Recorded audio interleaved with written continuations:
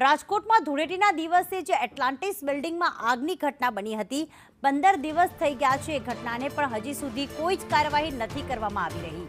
ઘટનાને 15 દિવસ વીતી ગયા, પરંતુ આગને લઈને પોલીસ ચોપડે કોઈ કાર્યવાહી છે જ નહીં। 3 નિર્દોષોએ તેમાં જીવ ગુમાવ્યો હતો, પરંતુ કોઈ જ પોલીસ ફરિયાદ કે કોઈ કાર્યવાહી કરવામાં નથી આવી। ઘટનામાં મોટા માથાઓને બચાવવા પ્રયાસના આક્ષેપ પણ થઈ રહ્યા છે। મયુર સોની અમારી સાથે જોડાઈ ગયા છે। મયુર, જે પ્રમાણે આખી આગની ઘટના બની હતી, 3 નિર્દોષોના જીવ ગયા, પણ 15 દિવસ થયા, ના કોઈ અટકાયતી પગલાં કે ના કોઈ કાર્યવાહી। આખરે કોને બચાવવાના થઈ રહ્યા છે પ્રયાસ? પ્રીતિ, સામાન્ય માણસ પણ સમજી શકે તે પ્રકારની ક્ષતિઓ છે એ અત્યારે અહીંયા જોવા મળી રહી છે। પ્રાથમિક રૂપથી પોલીસ તપાસ પણ કરવામાં આવી છે, આરએમસી રિપોર્ટ પણ તૈયાર કર્યો છે, પરંતુ કોઈ પણ કારણોસર પગલાં નથી લેવાઈ રહ્યા।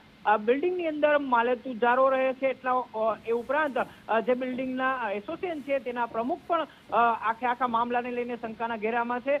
સાથે સાથે જે કાર્યવાહી થઈ રહી છે તેની સામે પણ સવાલ ઉઠી રહ્યા છે। અત્યાર સુધી ન તો પોલીસ ફરિયાદ નોંધવામાં આવી છે, ન તો મનપા દ્વારા કોઈ નક્કર કાર્યવાહી કરવામાં આવી છે।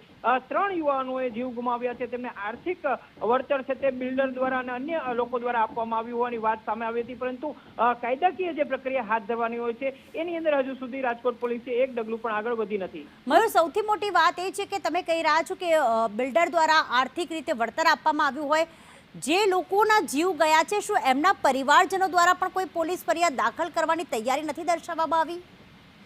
પ્રીતિ, બીજા દિવસે જ્યારે આખી પ્રક્રિયા તંત્ર દ્વારા હાથ ધરવામાં આવી હતી ત્યારે પરિવારજનો સામે આવ્યા હતા અને કહ્યું હતું કે અમને ન્યાય મળવો જોઈએ, પરંતુ ત્યારબાદથી પરિવારજનો છે એમને મીડિયા સાથેનો સંપર્ક છે તે કાપી નાખ્યો હતો। એટલું જ નહીં, પરંતુ તેમના ઉપર કોઈ પ્રાથમિક રૂપથી દબાણ હોય તેવું લાગતું હતું।